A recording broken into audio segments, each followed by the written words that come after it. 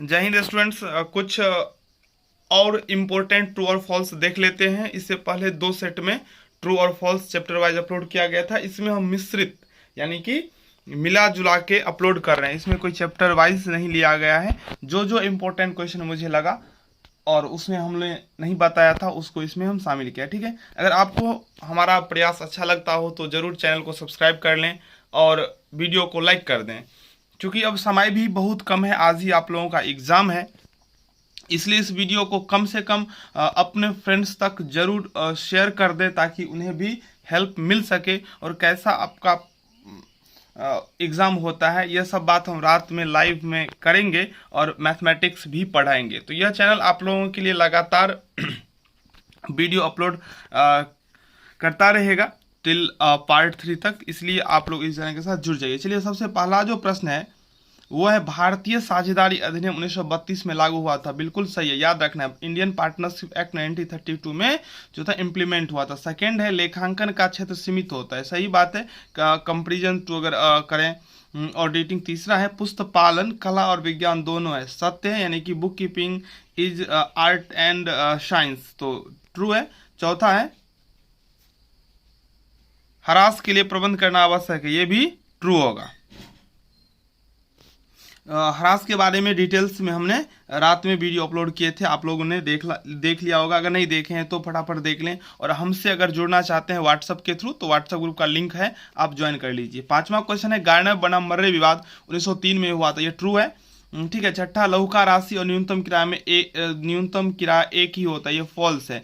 न्यूनतम किराया और मृत किराया रेंट मिनिमम ये सब एक होता है। ये शॉर्ट वर्किंग और ये मिनिमम रेंट है, ये दोनों एक नहीं होता, इसलिए फॉल्स होगा।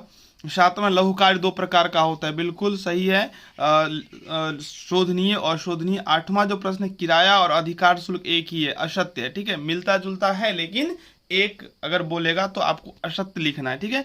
9th क्वेश्चन है न्यूनतम किराए की राशि में कमी और वृद्धि हो सकती है, बिल्कुल हो सकती है। आप लोगों ने पढ़ा होगा स्ट्राइक वाले ईयर में मिनिमम रेंट को लैंडलॉर्ड कम कर देता है। ठीक है। 10वां प्रश्न है किस्त भुगतान या किराया क्रय पद्धति में माल उधार बेचा जाता है, बिल्कुल सही है, उधार क्रय किया ही जाता है और पैसा जो है किस्तों में लिया जाता है। 11वां प्रश्न है माल के प्रेषण और बिक्री में अंतर है, बिल्कुल अंतर है, मैंने आपको वीडियो के थ्रू भी समझाए थे प्रेषण और बिक्री में डिफरेंसेस। ठीक है। 12वां प्रश्न है भारतीय कंपनी अधिनियम 1956 में बना, बिल्कुल ट्रू है। 1956 में भारतीय कंपनी अधिनियम बना और साझेदारी अधिनियम 1932 में। ठीक है।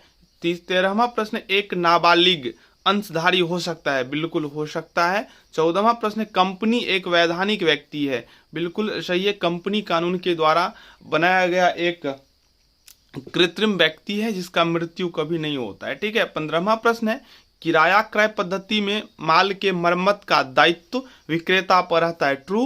16वां प्रश्न किस्त भुगतान पद्धति में क्रेता माल का उपयोग अपनी इच्छानुसार नहीं कर सकता है। किस्त भुगतान पद्धति में क्रेता माल का उपयोग अपने इच्छानुसार कर सकता है, यहाँ बता रहा है इच्छानुसार नहीं कर सकता है, असत्य है। और ध्यान रखना एग्जाम में जैसे निगेटिव क्वेश्चन आए, नहीं वाला क्वेश्चन आ जाए तो थोड़ा आंसर देते वक्त अलर्ट होके आंसर देना है ट्रू और फॉल्स में, क्योंकि निगेटिव क्वेश्चन जो होता है ना और निगेटिव थॉट जो होता है दोनों स्टूडेंट्स को फंसा देता है या किसी व्यक्ति को फंसा सकता है। ठीक है। तो बस यहाँ आप ध्यान रखिएगा जो निगेटिव नहीं जैसे आ जाए थोड़ा आपको वेट करके आंसर देना है। ठीक है। 17वां प्रश्न है किस्त भुगतान पद्धति एक बिक्री अनुबंध है, बिल्कुल सत्य है। ठीक है। 18वां प्रश्न गार्नर बनाम मर्रे विवाद में न्यायाधीश जो जस्टिस थे वो जोयस थे, बिल्कुल सही थे, इंग्लैंड का ये मामला है। ठीक है। 16वां प्रश्न जो था किस्त भुगतान पद्धति में क्रेता माल का उपयोग अपनी इच्छा अनुसार नहीं कर सकता, ये असत्य है, क्योंकि किस्त भुगतान पद्धति में अपने अनुसार कर सकता है लेकिन किराया क्रय पद्धति में अपने अनुसार नहीं कर सकता है। 19वां प्रश्न जब फर्म के सभी साझेदार या एक को छोड़कर सभी साझेदार दिवालिया हो जाते हैं तो फर्म का अनिवार्य समापन हो जाता है, बिल्कुल सत्य है। आपको जब पूछा जाएगा वह कारण बताइए जब अनिवार्य समापन होता है तो उसमें आप ये लिख सकते हैं। 20वां प्रश्न प्रेषण एजेंसी से संबंधित नियमों से शासित होता है, बिल्कुल सत्य है, क्योंकि प्रेषण में गुड्स एजेंट को भेजा जाता है बेचने के लिए तो एजेंसी के नियम वहाँ पे लागू होते हैं। ठीक है। 21वां प्रश्न प्रेषण खाता अवास्तविक प्रकृति का होता है, तो बिल्कुल सत्य है ये। 22वां प्रश्न है पशुधन अस्थाई संपत्ति है, ट्रू है। 22वां प्रश्न है अधिकार शुल्क खाता की प्रकृति नाम मात्र या अवास्तविक होती है, सही है, नॉमिनल अकाउंट होता है। 23वां प्रश्न है भूस्वामी खाता व्यक्तिगत खाता है, ट्रू। भूस्वामी खाता यानी कि लैंडलॉर्ड अकाउंट जो है ना वो पर्सनल अकाउंट होता है। 24वां प्रश्न है स्थिर पूंजी की दशा में चालू खाता खोला जाता है। जब हम लाइव बताए थे डिसोल्यूशन ऑफ पार्टनरशिप फॉर्म के बारे में, वहां पूंजी के बारे में पढ़ाए थे, ठीक है, ट्रू होगा। 25वां प्रश्न है ह्रास अस्थाई संपत्ति पर लगाया जाता है, बिल्कुल सही है। डिप्रिसिएशन जो है फिक्स्ड एसेट पर चार्ज किया जाता है, कभी कभी पूछ लेता है भूमि पर ह्रास नहीं लगाया जाता, ये भी सत्य बात है तो भूमि फिक्स्ड एसेट, लेकिन इसमें डे बाय डे इंक्रीज होता है, इसलिए भूमि पर ह्रास नहीं लगाया जाता है। किसी भी क्वेश्चन में अगर आपको डाउट होता है तो आप कमेंट में अपना जो प्रॉब्लम है वो बताइए, आपको निश्चित रूप से सोल्यूशन मिलेगा।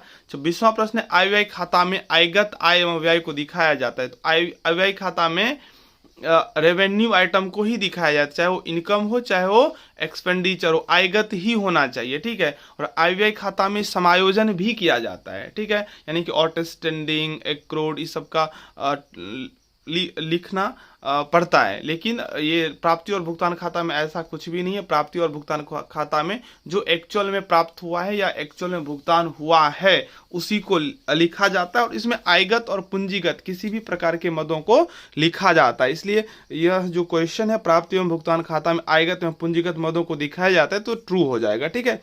27वां प्रश्न है न वसूल हुए लघुकार को लाभ हानि खाता में हस्तांतरण किया जाता है। हाँ, बिल्कुल सत्य है, जो लघुकार वसूल नहीं हो पाता है, रिकूव नहीं हो पाता है, उनको हम टाइम एक्सपायर होने पर पीएल में ट्रांसफर कर देते हैं, ये तो सब जानते ही होंगे। 28वां प्रश्न आय व्यय खाता का जो नेचर है वो नाम मात्र खाता है। आय व्यय खाता नॉमिनल अकाउंट है, बिल्कुल ट्रू है। जिस खाता में प्रॉफिट और लॉस होता है वो नॉमिनल अकाउंट ही होता है।